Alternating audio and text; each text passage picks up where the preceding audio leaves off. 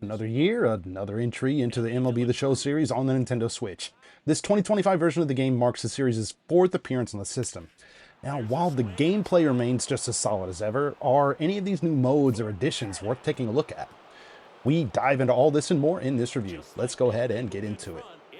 Danny from the Famicast here. If you're new to the channel, please be sure to sub, turn on all those notifications, all that kind of stuff. Sign up in the comments down below, and we may read it out on our bi-weekly show called the Famicast. Of course, you can find this review in written form over on our website, thefamicast.com. Big thanks to our patrons for their support as well. Now today, though, we're taking a look at the Nintendo Switch version of MLB The Show 25 in this review.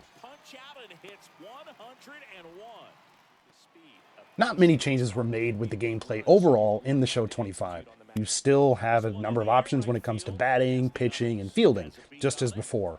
I still find myself changing to like the timing button mode for batting. I turn off fielding accuracy for defense, and I use the meter style for pitching. Now, even with that said, San Diego Studios added a new wrinkle into the batting system with what's called ambush hitting when you have the hit cursor, or like the PCI, turned on.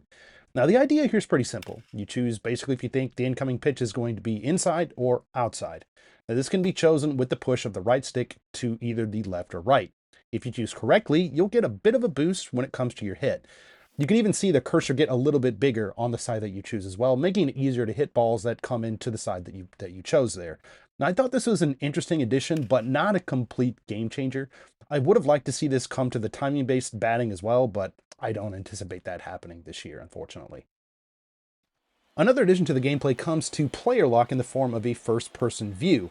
Now, the trailers and stuff kind of made this seem like you'd be able to see your player's arms and glove more often than what's actually in the game here. It's not like really a huge deal, but I guess a little bit disappointing in that sense. While I think this addition is neat, I still do find it a lot easier just to play the player lock sections of the game in third person. All of the modes that you've come to expect from San Diego Studios is here in the Show 25, including Road to the Show, Diamond Dynasty, March to October, Franchise, and Storylines. On top of these, you can compete with friends directly online, you can play a retro mode, there are weekly challenges, and more here. For this review, I'm going to focus mainly on the Road to the Show and Storylines, which are some of my favorites that the series has to offer, and also touch just a little bit on a new mode in Diamond Dynasty called Diamond Quest. Now, one of the new additions to Diamond Dynasty, Diamond Quest, puts players on a randomized game board full of ways to obtain cards and various improvements to your Diamond Dynasty team. Once on the board, you roll a dice with the push of the X button, and then you can move around freely. Now, the numerous spaces on the board can reveal items, showdowns with PC characters, challenge missions, and more. The end goal here is to reach a stadium to play a game against a CPU. If you're able to get past the stadium game in one piece, you'll take home all the loot that you found during your run. Now, I'll be completely honest with you guys, I'm not really a huge fan of Diamond Dynasty, but I know that there are a lot of fans out there that are. This riff on Dragon Quest meets baseball is, I think, a fresh way for fans of this mode to collect cards and other items that will beef up their team. So if you're into this mode, this might be a cool thing for you. Road to the Show received a pretty great upgrade this year. The ability to play high school and college level games. Now, just to be clear, this aspect of the game does not offer the entirety of either level, but rather snippets from each. High school will see you play through a handful of games, including the option to try to get to the state championship in your senior year. Now, once that aspect of it is finished, then you'll be able to attend the MLB Combine, and then you could either try your luck at the draft or college. Now, college is similar to high school as it allows you to play through your senior year here, too. Now, having all of the colleges available in the US, or even bigger colleges, would be quite the asset. However, San Diego Studios have included a total of 8 schools in the game. Going to these schools each have their own benefits in terms of exposure, skill development, and a perk, but ultimately the choice is up to you. And, well, also up to whatever colleges are actively trying to scout you. Basically, with this, you play well in the games, you play well in the combine, you get more attention coming at you from the pros or from colleges. Now, I really like the new additions of both high school and college here. While the choice for colleges are a little bit limited, I think having this additional aspect of the game is great, and it adds a little bit more realism to the mode. And simply put, it kind of gives your character a little bit more of a backstory, which I think is really cool. Still, this is just a small part of Road to the Show, as the rest of your career in the bigs, minors, the bigs, all that type of stuff will last quite a bit longer. The player progression system has been revamped in the show 25. Now, while I'm working my way through my career right now, things seem to have been simplified a bit here, and I'm kind of not sure if I like the changes that were made. So what's in place now is something that's called a token system, and it kind of encompasses more general categories here, including contact, power, fielding, throwing, and base running. Now, these are done with like blocks of tokens. So if you want to upgrade one of these, it might cost 2, 4, 6, and so on. So on the other hand, if you still are able to go through individual statistics inside of each of these for upgrades, kind of like what you could with older versions of the game. It's quite a bit different here, and I'm not quite sure, again, how I feel about it just yet, but it might make upgrades a little bit quicker for some.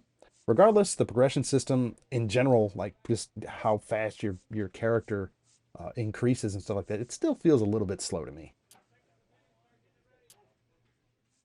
Storylines returns once again in the show 25 for Negro League Season 3. Once again, narrated by Bob Kendrick, this season takes a look at 3 stars. James Cool Papa Bell, Wilbur Bullet Joe Rogan, and Norman Turkey Stearns. Now, there are 7 episodes per player, making for a total of 21 to play through here. The episodes this time around, too, are pretty varied, offering pitching, batting, and fielding. Now, I didn't know anything about any of these guys that were featured this year at all, so it was pretty cool learning about their lives and what they did on the field. Unlike the show 24, this year's version only offers the Negro League storyline episodes. I was really hoping to see the continuation of the Derek Jeter storylines that were in last year's games, but that is nowhere to be found. And I can understand, to an extent, wanting to draw the release of features like this, and maybe it's possible that the excuse for not having Jeter in this game this year is because the updates to Road to the Show, Diamond Dynasty, and other tweaks to the game were just more than what the studio could handle. Considering that the Negro League entries have been going strong for 3 years in a row, though, it does seem a little odd not to follow suit with the Jeter stuff. It's a little bit disappointing, but this is where we are. Now, just a quick note on Switch 2 stuff. As of the time of this review, when I'm making this, Nintendo has yet to hold their special Nintendo Direct highlighting various aspects of their upcoming console, so there's currently no information about the Switch 2 version of the show. If and when that comes up, we will be covering it right here on the channel. So be sure to check out the description box for any and all updates regarding that version of the game. The show 25 looks, sounds, and performs almost identically to the past 2 titles in the series. Visuals here are good enough, but lack the detail you'll find in other versions of the game. Textures in the stadiums and outside environments lack sharpness and are just pretty flat overall. The detail in the crowd seems to have taken a step back even further from the show 24. Now, in previous entries, you would be able to see individual members in the crowd pretty clearly, but here there's sometimes like this, almost like a line of sorts where you can see clearly depicted crowd members, and then you can see some really extremely pixelated ones here. Now, I get that this is likely being done to keep the game running as smoothly as possible, but the implementation is just a little bit jarring, especially when playing the game on a larger screen. Now, in addition to this, the included video clips from the opening to storylines and clips from Road to the Show are a little bit low resolution in this version of the game too. Again, if you've played any of the previous entries on the Switch, you'll know what to expect here. Things are good enough, but definitely not perfect. Now, the frame rate is all over the place. However, things are usually fine when you have control of players on the field. I did, however, run into an issue in one episode to storyline for Turkey Stearns. It's called The Great Outfield Arm, where everything was running super choppy in handheld mode. Now, it was a short enough mission that I was able to clear it. However, how this snuck into the final bit of the game is a mystery to me. Upon trying this out in docked mode, using the footage that you're watching now, the game performed quite a bit better. So, yeah, but it was far from smooth. Hopefully, things like this can be patched. And with all this said, I think the show 25's performance is pretty much the same as what was found in previous titles. Rough, but still playable. If you're looking for better performance or visuals, get this game on another platform.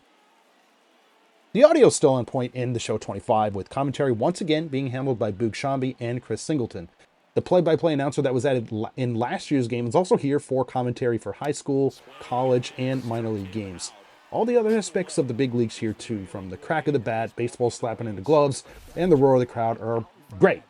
The aluminum bats and chain link fence sounds are also a welcome addition, and I think capture the aspect of amateur baseball perfectly. Now, even though things are fine here in the sound department, San Diego Studios might want to think about making a change in commentary to freshen things up a little bit. That might be just me. It depends on how much you've played the game, but we'll see kind of what they do. Although MLB The Show 25 is lacking visually on the Switch, the modes and the gameplay remain pretty solid. I am a little bit disappointed that Derek Jeter's storyline is not included in this year's game, but very happy with the addition of high school and college in Road to the Show. If you've been on the sidelines and haven't picked up the show for a few years, this might be a good place to jump back in. Now, if you have last year's game and focus solely on single players experiences and stuff like that, I think it's a bit tough to recommend picking up the show this year. It's fun, but it might not offer enough to warrant a purchase. As always, thank you guys so much for checking out this video. If you like what you see, please feel free to drop this one a like. If you're new to the channel and feel that we've earned it, consider subscribing. If for some reason you just can't get enough of us, you could always support us on Patreon with some other like-minded folks like you and get access to ad-free videos, exclusive podcasts, and more. Of course, check us out right here on YouTube for more reviews, looks at sports titles for the Switch, Japan exclusives like Pro Spirits or Power Pros, our bi-weekly live podcast, event coverage, and a whole lot more. Again, this is Danny from the Famicast. Thank you guys so much for checking this one out, and we'll catch you next time. Forget it! Just like that, they move in front. It's 1-0.